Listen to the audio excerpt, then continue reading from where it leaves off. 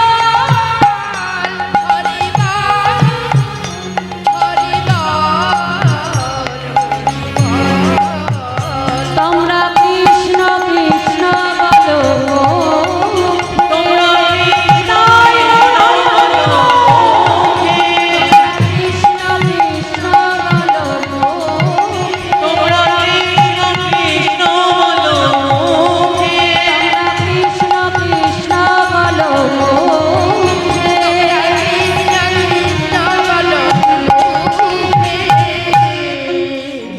তা আজ আমার গৌর হরিনাম গাইতে গাইতে আসলেন কোথায়? পূর্বস্থলী। কোথায় এলেন মা? পূর্বস্থলী, তাই তো? এখন এসে বলছে এই যে গোবিন্দ শোনো, বলি আজ আমরা আর কোথাও যাব না, বুঝেছো? আজ এইখানেই সকল ভক্তের সেবার আয়োজন করে দাও। এখন গোবিন্দ ঘোষের মাথায় হাত পড়ে গেছে। প্রভু বলে কি, আরে বাবা, প্রভু যেমন সন্ন্যাসী, তার কাছে যেমন কিছু নাই, তাহলে আমরাও তো তারই সঙ্গী, আমাদের কাছেও তো কিছু নাই, তাহলে এত ভক্ত সেবা হবে কেমন করে? কি মা কথায় বলে, ভাবছো বসে চলবে কিসে তুমি ভাববার কে? যার ভাবনা সেই তো ভাবে, জীব সময় থাকতে তুমি ভাবো তাকে। আমরা তো অনেক প্রকারের বাঞ্ছা করি মা, কিন্তু আমাদের ইচ্ছে মতো কি কিছু ঘটে মা? নয়। ভগবান যা কিছু আগে থেকে স্থির করে রাখে আমাদের কিন্তু সেটাই হয় মা। ভগবানের ইচ্ছা ছাড়া কখনোই সম্ভব নয়। এই যে দেখো, আজ আমরা এই যে বললাম না হরি কথা শুনতে এসেছি, তাহলে এই যে হরিনাম শ্রবণ করা, এটাও কিন্তু গোবিন্দের ইচ্ছা।